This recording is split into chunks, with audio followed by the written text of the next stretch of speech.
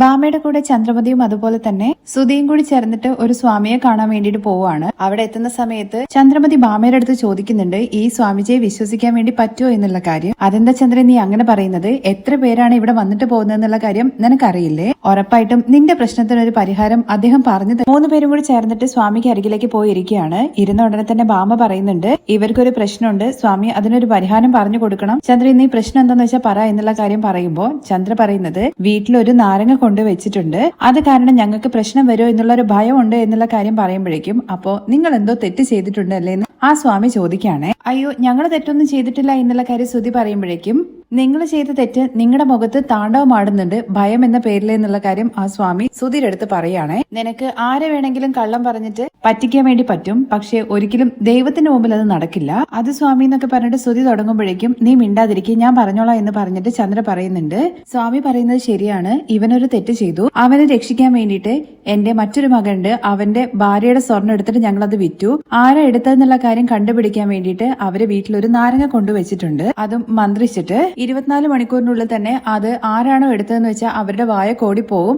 അത് കേട്ടത് മുതൽ ഞങ്ങൾക്ക് ഒരു സമാധാനവും ഇല്ല സ്വാമി. അതിനിടയ്ക്ക് ശ്രുതി ചോദിക്കുന്നുണ്ട് കേട്ടോ, സ്വാമി അതൊക്കെ ചുമ്മാതല്ലേ, അതൊന്നും നടക്കില്ലല്ലോ എന്നുള്ള കാര്യം പറയുമ്പോഴേക്കും സ്വാമി പറയുന്നത് ഉറപ്പായിട്ടും നടക്കും. സ്വാമി പറഞ്ഞത് കേട്ട ഉടനെ തന്നെ ശ്രുതിക്കും അതുപോലെ ചന്ദ്രമതിക്കും ഭയങ്കരമായിട്ട് ഭയം തോന്നുന്നുണ്ട്. രണ്ടുപേരും പരസ്പരം മുഖത്തോട് മുഖമൊക്കെ നോക്കുവാണേ. നിങ്ങൾ എന്താ ഇങ്ങനെയൊക്കെ പറയുന്നതെന്നുള്ള കാര്യം ചന്ദ്ര ചോദിക്കുമ്പോൾ നിങ്ങളെ ഭാഗത്ത് തെറ്റുള്ളത് കൊണ്ട് അങ്ങനെ നടക്കുക തന്നെ ചെയ്യൂ, അതിന് മാത്രം ശക്തിയുണ്ടോ ആ നാരങ്ങയ്ക്ക് എന്നുള്ള കാര്യം ശ്രുതി ചോദിക്കുമ്പോഴേക്കും അത് മന്ത്രിച്ച ആളുടെ ശക്തി പോലെ ഇരിക്കും. മന്ത്രങ്ങളും തന്ത്രങ്ങളും ഉപയോഗിച്ചിട്ട് കറക്റ്റായിട്ട് പറഞ്ഞിട്ടായിരിക്കും ആ പഴത്തിന് ശക്തി കൊടുത്തിട്ടുണ്ടാവുക. പോരാത്തിന് നിങ്ങൾ തെറ്റും ചെയ്തിട്ടുണ്ട്, അതുകൊണ്ട് ഉറപ്പായിട്ടും നിങ്ങളുടെ വായ ഒരു വശത്തേക്ക് കോടി പോകും. സ്വാമി ഞങ്ങൾ ആ ഭയത്തിലാണ് ഇങ്ങോട്ടേക്ക് വന്നത്, അങ്ങനെയൊന്നും സംഭവിക്കാതെ നിങ്ങൾ ഞങ്ങളെ അതിൽ നിന്ന് രക്ഷിക്കണം. ചന്ദ്രമതി പറഞ്ഞത് പോരാത്തതിന് ഭാമയും പറയുന്നുണ്ട്, അവരുടെ മകനെ രക്ഷിക്കാൻ വേണ്ടിയിട്ടാണ് ഇങ്ങനൊരു തെറ്റ് ചെയ്തത്, എങ്ങനെങ്കിലും സ്വാമി ഇവരെ ഇതിൽ നിന്ന് രക്ഷിക്കണം.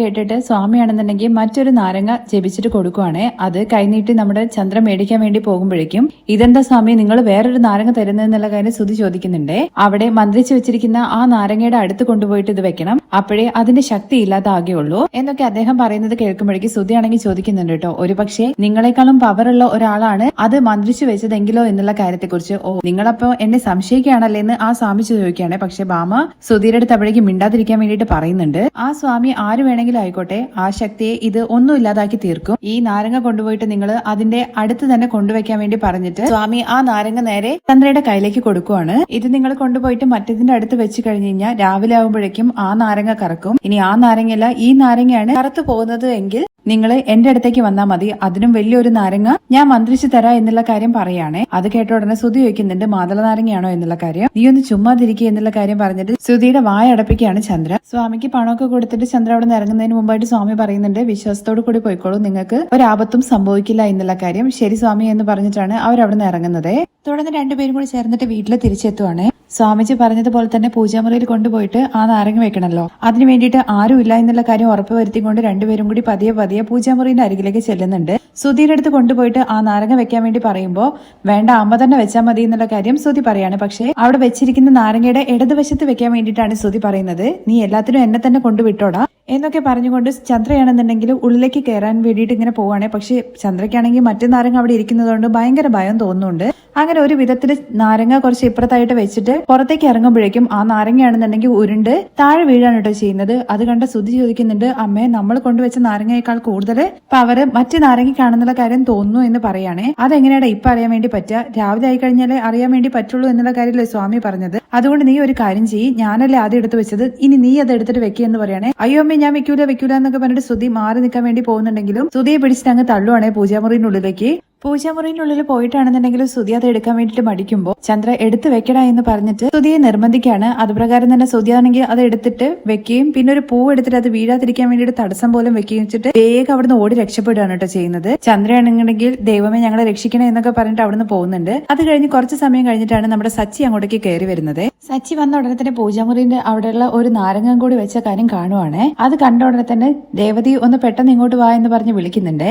എന്നിട്ട് ഞാൻ ഇന്നലെ വെച്ച നാരങ്ങ ഉണ്ടല്ലോ അതിന് ഭയങ്കര ശക്തിയാണെന്നുള്ള കാര്യം പറയുകയാണെ. അതിന് ഒരു കുട്ടി നാരങ്ങ കൂടി ഉണ്ടായി എന്നുള്ള കാര്യം പറയുമ്പോൾ കുട്ടി നാരങ്ങ എന്നുള്ള കാര്യം ചോദിച്ചിട്ട് രേവതിയും ചെന്ന് നോക്കുന്നുണ്ട്. അങ്ങനെ 2 നാരങ്ങ രേവതിയും കാണുവാണേ. ഇതാര് കൊണ്ടുവച്ചാ എന്നുള്ള കാര്യം ചോദിക്കുമ്പോൾ രേവതി നീയാണോ എന്ന് ചോദിക്കുന്നുണ്ട്. ഞാൻ കൊണ്ടുവച്ചിട്ടൊന്നുമില്ല, പിന്നെ ആരായിരിക്കും വെച്ചതെന്നുള്ള കാര്യം അവർ ചിന്തിച്ചുകൊണ്ടിരിക്കുമ്പോഴാണ് അതുവഴി ശ്രുതി പോകുന്നത്. ശ്രുതിയെ കണ്ട ഉടനെ തന്നെ നമ്മുടെ രേവതിയാണെങ്കിൽ ചോദിക്കുന്നുണ്ട് കേട്ടോ, നീ അവിടെ കൊണ്ടുപോയിട്ട് നാരങ്ങ വെച്ചായിരുന്നോ എന്നുള്ള കാര്യം. ഞാനൊന്നുമില്ല, നിന്റെ ഭർത്താവല്ലേ കൊണ്ടുപോയിട്ട് അവിടെ നാരങ്ങ വെച്ചത്, ഒരു പവറും ഇല്ലാത്ത എന്നുള്ള കാര്യം പറയുമ്പോ ചുമ്മാ അത് ഇതെന്നൊക്കെ പറഞ്ഞിട്ട് ആളെ പേടിപ്പിക്കാൻ വേണ്ടിയിട്ടെന്നൊക്കെ ശ്രുതി ഇങ്ങനെ പറയുന്നുണ്ട്. പക്ഷെ സച്ചിയാണെന്നുണ്ടെങ്കിൽ ശ്രുതിയുടെ അടുത്ത് പറയുന്നത് ആര് പറഞ്ഞു അതിന് ശക്തിയില്ല എന്നുള്ള കാര്യം, അതിന് നല്ല ശക്തിയുണ്ട്. അപ്പൊ ഇതാരായിരിക്കും കൊണ്ടുവച്ചിരിക്കുന്നത് എന്നുള്ള കാര്യം ശ്രുതി ഇങ്ങനെ ആലോചിച്ചുകൊണ്ട് നിൽക്കുമ്പോഴാണ് ചന്ദ്രമതി അതുപോലെ തന്നെ ശ്രുതിയും കൂടി അങ്ങോട്ടേക്ക് വരുന്നത്.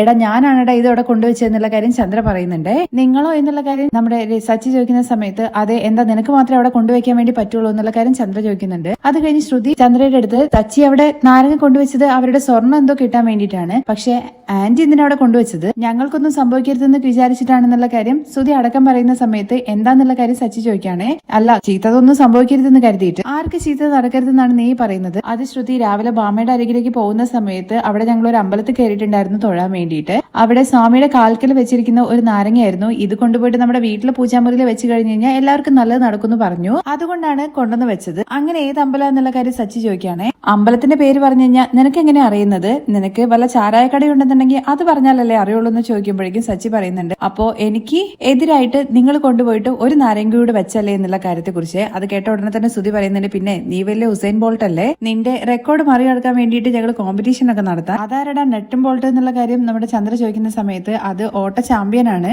ഇത് കേട്ട നമ്മുടെ സച്ചി ചിരിക്കുന്നുണ്ട് കേട്ടോ. എന്നിട്ട് നിന്നേക്കാൾ വലിയ ഓട്ടക്കാരൻ വേറെ ആരെങ്കിലും ഉണ്ടോ? അതൊക്കെ ഇരിക്കട്ടെ, ഇപ്പൊ എന്തിനാണ് നാരങ്ങ വാങ്ങി വെച്ചതെന്നുള്ള കാര്യം സച്ചി വീണ്ടും ചോദിക്കുമ്പോൾ കുടുംബത്തിന്റെ നല്ലതിന് വേണ്ടിയിട്ടാ. അതിലിപ്പോ നിനക്കെന്താ പ്രശ്നം എന്നുള്ള കാര്യം ചോദിക്കുമ്പോൾ സച്ചി പറയുന്നുണ്ട്, ആ കുടുംബത്തിന് നല്ലത് വേണ്ടിയിട്ടല്ലേ, എന്തായാലും നോക്കാം എന്തൊക്കെയാ നടക്കുന്നത് എന്നുള്ള കാര്യം. 2 നാരങ്ങയിലെ ഏത് നാരങ്ങയ്ക്കാണ് ശക്തി കൂടുതൽ എന്നുള്ള കാര്യം ഇന്ന് ഒരൊറ്റ രാത്രി കൊണ്ട് നമുക്ക് അറിയാൻ വേണ്ടി പറ്റും. ഞങ്ങളുടെ സ്വർണ്ണം എടുത്ത ആൾക്കാർക്ക് നാളെ എന്താണാവോ ഗതി വരാൻ വേണ്ടി പോകുന്നതോ എന്നൊക്കെ പറഞ്ഞിട്ട് പ്രാർത്ഥിക്കുകയാണ് സച്ചി. ആലോചിക്കുമ്പോൾ തന്നെ പാവം തോന്നുന്നു എന്നൊക്കെ പറഞ്ഞിട്ട് അങ്ങ് മുഖം കോടിക്കാണ് കേട്ടോ സച്ചി. സച്ചിയുടെ എന്തൊക്കെയായി കാണിക്കുന്നത് എന്നുള്ള കാര്യം ചോദിച്ചുകൊണ്ട് രേവതിയാണെങ്കിൽ സച്ചിയെ പിടിച്ചിട്ട് അവിടെ നിന്ന് പോവുകയാണ്. സച്ചി അങ്ങനെ പറഞ്ഞത് കേൾക്കുമ്പോഴേക്കും നമ്മുടെ ചന്ദ്രയ്ക്കും അതുപോലെ ശ്രുതിക്ക് നല്ല ഭയം തോന്നുന്നുണ്ട്. അത് കഴിഞ്ഞ് രേവതി ചോദിക്കുന്നുണ്ട് കേട്ടോ, എന്തിനാണ് ഒരു നാരങ്ങയും കൂടി അവർ മേടിച്ചു കൊണ്ടുവച്ചത് എന്നുള്ള കാര്യത്തെക്കുറിച്ച്. അതിന് തന്നെ കാര്യം മനസ്സിലായില്ലേ എന്ന് സച്ചി ചോദിക്കുന്ന സമയത്ത് ഒരുപക്ഷെ സച്ചിയുടെ പോലെ തന്നെ ഏതെങ്കിലും കടയിൽ നിന്ന് മേടിച്ചു കൊണ്ടുവച്ചതാണോ എന്നുള്ള കാര്യം രേവതി ചോദിക്കുമ്പോൾ അതൊന്നുമല്ല, രാവിലെ തന്നെ 2 പേരും കൂടി ചേർന്നിട്ട് എവിടെ പോയി എന്നുള്ള കാര്യം ഇപ്പോഴാണ് മനസ്സിലായത്. ഈ ബാമാൻറ്റിക്കാണ് ഈ ജോൾസൻ സ്വാമി അങ്ങനത്തെ ആൾക്കാരൊക്കെ നന്നായിട്ട് അറിയുന്നത്. അവരുടെ കൂടെ പോയിട്ട് ഏതോ ഒരു സ്വാമിയെ കണ്ടിട്ടാണ് ഇത് മേടിച്ചു വെച്ചിരിക്കുന്നത്. ഇപ്പോഴാണ് എനിക്ക് നിങ്ങളുടെ ഏട്ടന്റെ മേലുള്ള സംശയം പൂർണ്ണമായിട്ടും തോന്നാൻ തുടങ്ങിയത്. എന്തായാലും നാളെ രാവിലെ ആകുമ്പോഴേക്കും നിങ്ങളുടെ ഏട്ടന് ഒന്നും സംഭവിക്കാൻ വേണ്ടി പോകുന്നില്ലല്ലോ എന്നുള്ള കാര്യം ചോദിക്കുമ്പോൾ അവന് വായ കോടാനൊന്നും പോകുന്നില്ല, പക്ഷെ അവന്റെ മുഖം കണ്ടില്ലേ, നല്ല ടെൻഷനിലാണ് ഉള്ളത്. അത് വെച്ചിട്ട് ചെറിയൊരു കളി കളിച്ചാൽ മതി. എന്ത് കളിയെ സച്ചേട്ടൻ കളിക്കാൻ വേണ്ടി പോകുന്നതെന്ന് രേവതി ചോദിക്കും. കാര്യങ്ങളെല്ലാം കാണുമ്പോൾ നിനക്ക് തന്നെ മനസ്സിലായിക്കോളും രേവതി എന്ന് പറഞ്ഞിട്ട് സച്ചി ഇങ്ങനെ ചിരിച്ചു നിൽക്കുവാണ്. അത് കഴിഞ്ഞ് രാത്രിയാണ് കാണിക്കുന്നത്. സുധിയുടെയും ശ്രുതിയുടെയും റൂമാണ്. 2 പേരും നല്ല ഉറക്കമാണ്. ഉറങ്ങിക്കൊണ്ടിരിക്കുന്ന സുധിയാണെങ്കിൽ പെട്ടെന്ന് സ്വപ്നം കാണാണ് ആ നാരങ്ങ. എന്നിട്ട് ഞെട്ടി എണീറ്റിട്ട് അയ്യോ എന്റെ വായ ഒന്നും ആയില്ലല്ലോ എന്നുള്ള കാര്യം നോക്കുകയാണ് കേട്ടോ കണ്ണടിയിൽ. നമ്മുടെ സുധിയുടെ ഉറക്കം പോവാണ്. കുറച്ചു നേരം നടക്കുകയൊക്കെ ചെയ്തിട്ട് പിന്നെയും കിടക്കുന്നുണ്ടേ. അപ്പോഴേക്കും നമ്മുടെ സച്ചിയാണെന്നുണ്ടെങ്കിൽ എണീറ്റ് വന്നിട്ട് കതകിന് മുട്ടിയിട്ട് ഓടിയിട്ട് ഒരു സ്ഥലത്ത് ഒളിച്ചു നിൽക്കുവാണേ. ആരായിരിക്കും കതകിന് മുട്ടി എന്നുള്ള കാര്യം നോക്കിക്കൊണ്ട് സുധി പോയിട്ട് കതക് തുറക്കുന്നുണ്ട്. പക്ഷെ ആരെയും കാണുന്നില്ല. വീണ്ടും കതക് അടച്ചിട്ട് പോയി കിടക്കുവാണ്. സച്ചിയാണെന്നുണ്ടെങ്കിൽ വീണ്ടും വന്നിട്ട് കതകിന് മുട്ടിയിട്ട് പോയിട്ട് സൈഡിൽ മറിഞ്ഞു നിൽക്കുന്നുണ്ട്. അങ്ങനെ വീണ്ടും സുധി വന്ന് നോക്കുന്ന സമയത്ത് ആരെയും കാണുന്നില്ല. വീണ്ടും പോയി നോക്കുന്ന സമയത്ത് ആരും ഇല്ല എന്നൊക്കെ പറഞ്ഞിട്ട് കതക് അടച്ചിട്ട് വീണ്ടും വന്ന് ഇരിക്കുകയാണ്. അപ്പോഴേക്കും സച്ചി വീണ്ടും ഒന്നും കൂടി മുട്ടുന്നുണ്ട്. സച്ചിയുടെ ഉദ്ദേശം ഇത്രയേ ഉള്ളൂ, നാരങ്ങയിൽ നൂല് കെട്ടിയിട്ട് അത് സുധിയുടെ മേലേക്ക് കിടണം. അതിനെങ്ങനെങ്കിലും കതക് തുറന്നിടിപ്പിക്കണല്ലോ. കതക് അടച്ചിട്ടാൽ മാത്രമേ മുട്ടുള്ളൂ. അപ്പൊ കതക് തുറന്നിട്ട് കഴിഞ്ഞാൽ ആരാന്നുള്ള കാര്യം കാണാലോ എന്ന് വിചാരിച്ചും കൊണ്ടാണ് സുധിയാണെങ്കിൽ പിന്നെ കതക് അടയ്ക്കുന്നില്ല. 3/4 ഭാഗം തുറന്നിട്ടിട്ട് ആള് പോയി കിടക്കുവാണ്. ഇത് തുറന്നിട്ടോ എന്നുള്ള കാര്യം സച്ചി കാണുകയാണ്. നേരെ അടുക്കളയിൽ ചെന്നിട്ട് ഒരു നാരങ്ങ എടുക്കുകയാണ് ഫ്രിഡ്ജിനകത്ത് നിന്ന്. അതിന്റെ മേലെ ഒരു നൂല് കെട്ടിയിട്ട് സുധി കിടക്കുന്ന റൂമിന്റെ ഉള്ളിലേക്ക് സുധിയുടെ മേലേക്ക് അങ്ങോട്ട് ഇടുവാണ്. സുധി കണ്ണടച്ചിട്ടാണല്ലോ കിടക്കുന്നത്. എന്തോ ഒരു സാധനം മേലെ വന്നു വീണു എന്നുള്ള കാര്യം മനസ്സിലാക്കി തുറന്നു നോക്കുന്ന സമയത്ത് സുധിയുടെ ബെഡിനകത്ത് നാരങ്ങ കാണണേ. അയ്യോ ഈ നാരങ്ങ എങ്ങനെ ഇവിടെ എത്തി എന്നുള്ള കാര്യം മനസ്സിലിങ്ങനെ ചിന്തിക്കുകയാണ്. അപ്പോഴേക്കും നമ്മുടെ സച്ചിയാണെങ്കിൽ ആ നാരങ്ങ മെല്ലെ നൂലിൽ കെട്ടിയിരിക്കുകയാണല്ലോ. പുറകിലേക്ക് ഇങ്ങനെ വലിക്കുന്നുണ്ട്. അത് കണ്ട് സുധി ഇങ്ങനെ വിചാരിക്കുന്നത് ഇതെന്താ നാരങ്ങ ഇങ്ങനെ പോകുന്നത്. നാരങ്ങ പെട്ടെന്ന് തന്നെ അങ്ങ് പുറത്തേക്ക് അങ്ങ് പോകുന്നുണ്ട്. നാരങ്ങ എങ്ങോട്ടാ പോകുന്നത് എന്നുള്ള കാര്യം നോക്കാൻ വേണ്ടിയിട്ട് സുധിയാണെങ്കിൽ ഇറങ്ങി നോക്കുവാണ്. ആ റൂമിന്റെ ഡോറിന്റെ ഫ്രണ്ടിലായിട്ട് തന്നെ നാരങ്ങ പിന്നെ തൂങ്ങുന്നതാണ് കേട്ടോ കാണുന്നത്. അതും കൂടി കാണുമ്പോഴേക്ക് സുധിയുടെ ജീവൻ പോയ അവസ്ഥയാവാണ്.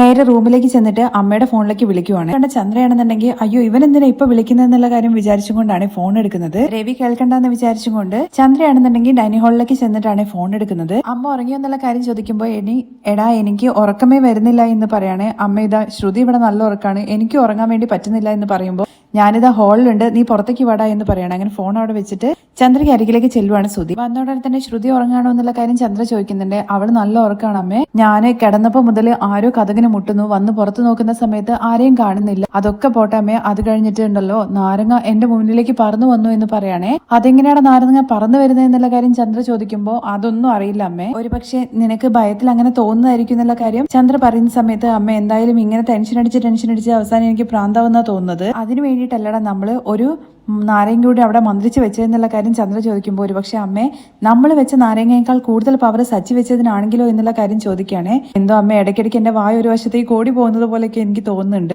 അമ്മ എന്റെ ജോലി തന്നെ എന്റെ വായ വെച്ചിട്ടല്ലേ അങ്ങനെ എനിക്ക് സംസാരിക്കാണ്ടാവാൻ ആയൊക്കെ ചെയ്തു കഴിഞ്ഞാൽ പിന്നെ എങ്ങനെ എന്റെ ബിസിനസ് ഒക്കെ എനിക്ക് ചെയ്യാൻ വേണ്ടി പറ്റുക, എങ്ങനെ എനിക്ക് മൾട്ടി മില്യണർ ആവാൻ വേണ്ടി പറ്റുക, എന്റെ ഡ്രീം എന്താവും എന്നൊക്കെ ചോദിക്കുകയാണ് ചന്ദ്രയുടെ അടുത്ത്. നീ അല്ലെങ്കിൽ സുധി നിന്റെ കാര്യം മാത്രമല്ലടാ ചിന്തിക്കുന്നുള്ളൂ, ഈ വയസ്സിലെ എന്റെ വായ കൂടിയിട്ട് എനിക്ക് സംസാരിക്കാൻ വേണ്ടി പറ്റാത്ത അവസ്ഥയൊക്കെ വന്നു കഴിഞ്ഞാൽ ഞാൻ എന്ത് ചെയ്യൂടാ, പുറത്തിറങ്ങിയിട്ട് പിന്നെ നടക്കാൻ വേണ്ടി പറ്റുമോ, നാണക്കേട് കാരണം എന്നൊക്കെ ചന്ദ്ര ചോദിക്കുന്നുണ്ട്. അമ്മ ഇതിനൊക്കെ ആകെ ഒരു വഴി മാത്രമേ ഉള്ളൂ, ആ നാരങ്ങ ഈ വീടിന്റെ ഉള്ളിലിരുന്നാൽ മാത്രമല്ലേ പ്രശ്നമുള്ളൂ, അതുകൊണ്ട് നമുക്ക് ആ നാരങ്ങ എടുത്തിട്ട് പുറത്ത് കളഞ്ഞാലോ. എടാ അങ്ങനെ വലിച്ചെറിഞ്ഞു കഴിഞ്ഞാൽ ചിലപ്പോൾ നമ്മുടെ ശരീരത്തിന് എന്തെങ്കിലും സംഭവിക്കുന്നുള്ള കാര്യം പറയണേ. അമ്മ അത് ഇവിടെ നിന്നാൽ മാത്രമേ നമുക്ക് എന്തെങ്കിലും സംഭവിക്കുള്ളൂ പറയുന്ന വെച്ചാൽ അതുപോലെ തന്നെ ചെയ്യാന്ന് പറഞ്ഞുകൊണ്ട് ചന്ദ്ര വാ എന്ന് പറഞ്ഞ് കൂട്ടി പോവാണ്. അമ്മ എന്തായാലും ഉള്ളിൽ കയറിയാൽ മതി എന്ന് പറഞ്ഞിട്ട് സുധി പുറത്ത് നിൽക്കുകയാണ്. ചന്ദ്ര പൂജാമുറി തുറന്നിട്ട് ഉള്ളിൽ കയറുവാണ്. പൂജാമുറിയുടെ ഉള്ളിലേക്ക് പോകാൻ വേണ്ടിയിട്ട് മടിച്ചിങ്ങനെ നിൽക്കുന്ന സമയത്ത് അമ്മ പോയിട്ട് എടുത്തു വാ എന്ന് പറഞ്ഞ് നിർബന്ധിച്ച് പറഞ്ഞു വിടുകയാണ് കേട്ടോ സുധി. അങ്ങനെ ചന്ദ്ര പോയിട്ട് ആ തുണിയിൽ നമ്മുടെ സച്ചി വെച്ചിരിക്കുന്ന നാരങ്ങ എടുത്തിട്ട് വരുവാണേ. ആ നാരങ്ങ മാത്രം എടുത്ത് വരുന്ന ചന്ദ്രയുടെ അടുത്ത് സുധി പറയുന്നുണ്ട്, അമ്മേ നമ്മൾ വെച്ചതും കൂടി എടുക്കുക എന്നുള്ള കാര്യം,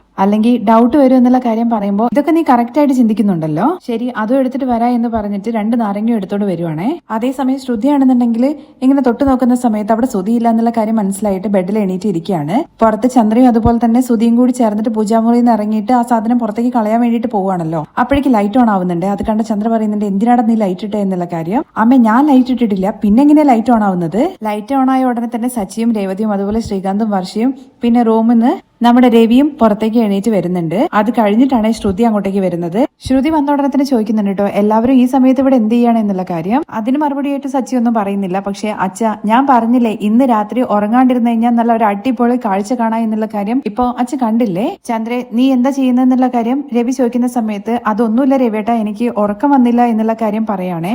അതിനെന്തിനാണ് അമ്മേ നാരങ്ങയൊക്കെ കയ്യിൽ പിടിച്ച് നിൽക്കുന്നതെന്ന് ശ്രീകാന്ത് ചോദിക്കുകയാണെ. ഒരുപക്ഷെ ജ്യൂസ് അടിച്ച് കുടിക്കാൻ വേണ്ടിയിട്ടായിരിക്കും എന്നുള്ള കാര്യം വർഷ പറയാണേ കളിയാക്കുന്ന രീതിയിൽ. അച്ഛ ഇപ്പൊ മനസ്സിലായോ ഞാൻ എന്തിനാണ് നാരങ്ങ അവിടെ കൊണ്ടുവച്ച എന്നുള്ള കാര്യം. ഇപ്പൊ മനസ്സിലായില്ലേ ആരാണ് സ്വർണ്ണം എടുത്തതെന്ന് വെച്ചാൽ അവര് കറക്റ്റ് അതിൽ പിടിക്കപ്പെടും എന്നുള്ള കാര്യം. എന്താ അമ്മ ഇതൊക്കെ, അപ്പോ സുധിയേട്ടനാണോ എന്നുള്ള കാര്യം ശ്രീകാന്ത് ചോദിച്ചു തുടങ്ങുമ്പോഴേക്കും എന്താടാ സുധിയോ, അതൊന്നും ഇല്ല എന്നുള്ള കാര്യം പറയുമ്പോഴേക്കും രേവതി ചോദിക്കുന്നുണ്ട് കേട്ടോ, പിന്നെ എന്തിനാണ് അമ്മയെ സച്ചേട്ടൻ വെച്ചിരിക്കുന്ന ആ നാരങ്ങ എടുത്തിട്ട് അമ്മ കയ്യിൽ പിടിച്ചത്. ഓരോരോ സാധനങ്ങൾ കൊണ്ടുവച്ച് കഴിഞ്ഞാൽ വീട്ടിലുള്ളവർക്ക് മോശപ്പെട്ട രീതിയിൽ സംഭവിക്കും എന്നുള്ള കാര്യം ഭാമ പറഞ്ഞു, അതുകൊണ്ടാണ് ഞാൻ അത് എടുത്തിട്ട് കളയാന്ന് വിചാരിച്ചത്. അമ്മ പറയുന്നതിന് സപ്പോർട്ടായിട്ടും അതെ അതുകൊണ്ടാണ് ഞങ്ങൾ എടുത്ത് കളയാന്ന് വിചാരിച്ചത് എന്നുള്ള കാര്യം സുധി പറയുന്നുണ്ട്. പക്ഷെ അതിനിടയ്ക്ക് രേവതി ചോദിക്കുന്നത്, അങ്ങനെയാണെങ്കിൽ അമ്മ കൊണ്ടുവച്ചിരിക്കുന്ന ആ നാരങ്ങയും കൂടി എന്തിനാ എടുത്ത് കളയുന്നത്. ആ ചോദ്യം കേൾക്കുമ്പോൾ രണ്ടും തന്റെ കയ്യിലുണ്ടെന്നുള്ള കാര്യം എല്ലാവരും മനസ്സിലാക്കിയെന്ന് മനസ്സിലാവാണ് ചന്ദ്രയ്ക്ക്. അത് കഴിഞ്ഞിട്ട് ശ്രുതിയാണെന്നുണ്ടെങ്കിൽ രേവതി അവരെന്തോ ഭയത്തിന്റെ പേരിൽ അങ്ങനെ ചെയ്ത എന്നുള്ള കാര്യം പറയുമ്പോഴേക്കും അതെന്തിനാ ശ്രുതി ചേച്ചി നമ്മളൊരു തെറ്റ് ചെയ്യാതെ ഭയപ്പെടേണ്ട കാര്യം എന്ന് വർഷ ചോദിക്കുകയാണെ. അതിൽ ശ്രുതി ലോക്കായി പോവാണ്. തുടർന്ന് സച്ചി പറയുന്നുണ്ട്,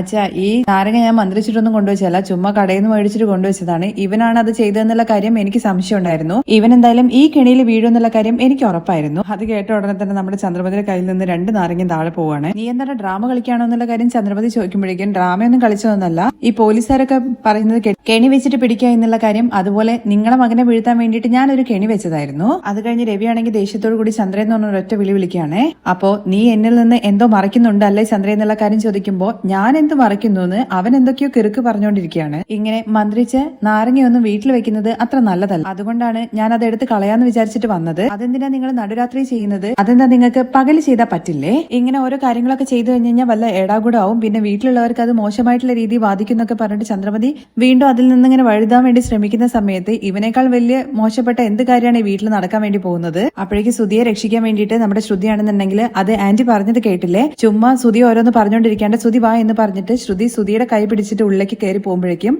ഓടി ചെന്നിട്ട് നമ്മുടെ സച്ചി അങ്ങ് തടഞ്ഞു നിർത്തുവാണ്. എങ്ങോട്ടാണ് ഓടി പോകുന്നത്? ഇവിടെ കേസ് നടന്നുകൊണ്ടിരിക്കല്ലേ, അപ്പോഴേക്കും അക്യൂസ് ഓടി പോകാൻ വേണ്ടി ശ്രമിക്കുകയാണോ? സത്യം പറഞ്ഞോ സ്വർണത്തിന് എന്ത് സംഭവിച്ചാണ് എന്നുള്ള കാര്യം അത് എന്നോട് ചോദിച്ചു കഴിഞ്ഞാൽ എനിക്ക് എങ്ങനെ അറിയാൻ വേണ്ടി പറ്റുക എന്നുള്ള കാര്യം പറഞ്ഞുകൊണ്ട് ശ്രുതിയുടെ കൈ പിടിപ്പിക്കുകയാണ് കേട്ടോ നമ്മുടെ ശ്രുതി. പിന്നെ എങ്ങനെയാ നിനക്ക് 4 ലക്ഷം രൂപ കിട്ടിയെന്നുള്ള കാര്യം ചോദിക്കുമ്പോൾ അത് ഞാൻ എന്റെ ഫ്രണ്ടിന്റെ അടുത്ത് മേടിച്ചാന്ന് ശ്രുതി പറയാണേ. അച്ഛാ, ഇവന്റെ ആ പാർക്കിലെ ഫ്രണ്ട് ഉണ്ടല്ലോ, അവനെ ഞാൻ പോയി കണ്ടിട്ടുണ്ടായിരുന്നു, അവൻ 1 രൂപ പോലും കൊടുത്തിട്ടില്ല എന്നുള്ള കാര്യം പറഞ്ഞു. എടാ ഏട്ടാ എന്ന് പറഞ്ഞിട്ട് സച്ചി വിളിക്കുമ്പോഴേക്കും ഇല്ലല്ല ഞാൻ അവന്റെ അടുത്ത് തന്നെയാണ് മേടിച്ചതെന്നുള്ള കാര്യം ശ്രുതി പറയുന്നുണ്ട്. ഓ അങ്ങനെയാണോ, അങ്ങനെയാണെങ്കിൽ നീ അവനിപ്പോ ഫോണിൽ വിളിക്ക്. ഇല്ല അത് ഇപ്പൊ എന്നൊക്കെ പറഞ്ഞിട്ട് ശ്രുതി ഉരുണ്ട് കളിക്കുമ്പോഴേക്കും കണ്ടില്ല അവ ഉരുണ്ട് കളിക്കുന്നത്. അത് കഴിഞ്ഞ് ശ്രീകാന്ത് പറയുന്നുണ്ട് സുധിയേട്ടൻ എന്തെങ്കിലും തെറ്റ് ചെയ്തിട്ടുണ്ടെങ്കിൽ സത്യം പറയും. അപ്പോഴേക്കും നമ്മുടെ സുധിയെ രക്ഷിക്കാൻ വേണ്ടി ചന്ദ്ര പറയുന്നുണ്ട് എന്ത് പറയണമെന്നാടാ നിങ്ങളൊക്കെ പറയുന്നത്, ഈ സച്ചിയാണ് വെറുതെ ആവശ്യമില്ലാത്ത കുടുംബത്തിൽ പ്രശ്നം ഉണ്ടാക്കിക്കൊണ്ടിരിക്കുന്നത്. അത് കഴിഞ്ഞ് നമ്മുടെ ചന്ദ്രമതിയാണെന്നുണ്ടെങ്കിൽ രേവതിയുടെ തലയിലിടാൻ വേണ്ടി ശ്രമിക്കുവാണേ. എന്താ രേവതി നീയാണ് ഓരോന്ന് പറഞ്ഞിട്ട് അവനെ പിരികേറ്റി വിട്ടെന്നുള്ള കാര്യം ചോദിക്കുമ്പോഴേക്കും രേവതി തിരിച്ചു ചോദിക്കുന്നുണ്ട് ഈ വീട്ടിൽ എന്ത് കഴിഞ്ഞാലും അതൊക്കെ എന്റെ തലയിലിടലാണോ അമ്മന്റെ പണി? എന്റെ സ്വർണം കവറിംഗ് ആയതും അമ്മ എന്റെ തലയിലിടാൻ വേണ്ടിയിട്ടല്ലേ ശ്രമിച്ചത്, ഇനിയും എന്തോരം പഴി എന്റെ മേലിൽ ചാർത്താൻ വേണ്ടി ശ്രമിക്കുന്നു ചോദിക്കുകയാണ്. എടി നീയാണെടി എല്ലാം എന്ന് പറഞ്ഞിട്ട് ചന്ദ്ര രേവതിക്ക് നേരെ ചെല്ലുമ്പോഴേക്കും ചന്ദ്ര എന്ന് പറഞ്ഞ ഒറ്റ വിളിയാണ് കേട്ടോ നമ്മുടെ രവി. അത് കഴിഞ്ഞിട്ട് സുധീരുടെ അടുത്ത് അരികിലേക്ക് വരാൻ വേണ്ടി പറയാണ് കേട്ടോ രവി. എന്നിട്ട് സത്യം പറയടാ എന്താ നടന്നതെന്നുള്ള കാര്യം ചോദിക്കുമ്പോൾ ഇല്ല അച്ഛാ അത് എന്നൊക്കെ പറഞ്ഞ് തുടങ്ങുമ്പോഴേക്കും ഇത് നോക്ക് രവിയേട്ടാ എന്ന് പറഞ്ഞിട്ട് ചന്ദ്ര വക്കാലത്ത് പറയാൻ വേണ്ടി പോകുമ്പോഴേക്കും മിണ്ടരുത് എന്ന് പറഞ്ഞിട്ട് ചന്ദ്രയുടെ വായ അടപ്പിക്കാണ് കേട്ടോ രവി. നിന്റെ അടുത്ത് മിണ്ടരുത് എന്നുള്ള കാര്യം ഞാൻ പറഞ്ഞില്ലേ, എടാ സത്യം പറയടാ എന്നുള്ള കാര്യം പറയുമ്പോഴേക്കും ഇല്ലാച്ച എനിക്കൊന്നും അറിയില്ല എന്ന് പറയണേ ശ്രുതി. അപ്പോഴേക്കും ശ്രുതിയാണെന്നുണ്ടെങ്കിൽ അങ്കിൾ അവരൊന്നും അറിയില്ല എന്നുള്ള കാര്യം പറഞ്ഞില്ലേ എന്നുള്ള കാര്യം ചോദിക്കുമ്പോൾ സച്ചി പറയുന്നുണ്ട് പൗഡർ എടുത്തി അവന്റെ അച്ഛൻ അവനോടാണ് ചോദിക്കുന്നത്, നീ മിണ്ടി പോ. അങ്ങനെ രവി വീണ്ടും ചോദിക്കുകയാണേ പറയടാ. ഇല്ല അച്ഛ എനിക്കൊന്നും അറിയില്ല എന്നുള്ള കാര്യം പറയുമ്പോഴേക്കും നമ്മുടെ സാച്ചിക്ക് അങ്ങ് റേസ് ആയിട്ട് വരികയാണ് കേട്ടോ. എടാ അച്ഛൻ നിന്റെ അടുത്ത് പറയാൻ വേണ്ടി പറഞ്ഞിട്ട് നീ എന്താടാന്ന് പറഞ്ഞിട്ട് അങ്ങ് കൈ ഒങ്ങുമ്പോഴേക്കും അതേടാ ഞാൻ തന്നെയാണ് കേട്ടോ എടുത്തെന്നുള്ള കാര്യം അടിക്കാൻ പോയ നമ്മുടെ സച്ചിയുടെ കൈ തടഞ്ഞു നിർത്തിയിട്ട് ശ്രുതി പറയുവാണേ. ശ്രുതി ആ സ്വർണം വിറ്റു എന്നുള്ള കാര്യം പറയുന്നത് കേൾക്കുമ്പോൾ ചന്ദ്രയാണ് കേട്ടോ നമ്മുടെ രവി നോക്കുന്നത്. ചന്ദ്ര അപ്പത്തേക്കും തല താഴ്ത്തുവാണേ. അതിനിടയ്ക്ക് ശ്രീകാന്ത് ചോദിക്കുന്നുണ്ട് അപ്പോ ആ 5 ലക്ഷം വന്നത് ചേച്ചിയുടെ സ്വർണം വിറ്റിട്ടാണല്ലേ എന്നുള്ള കാര്യം ചോദിക്കുകയാണേ. അച്ഛ എനിക്ക് വേറെ വഴി അറിയില്ലായിരുന്നു, ഡീലറുടെ അടുത്ത് പണം കൊടുക്കണമായിരുന്നു.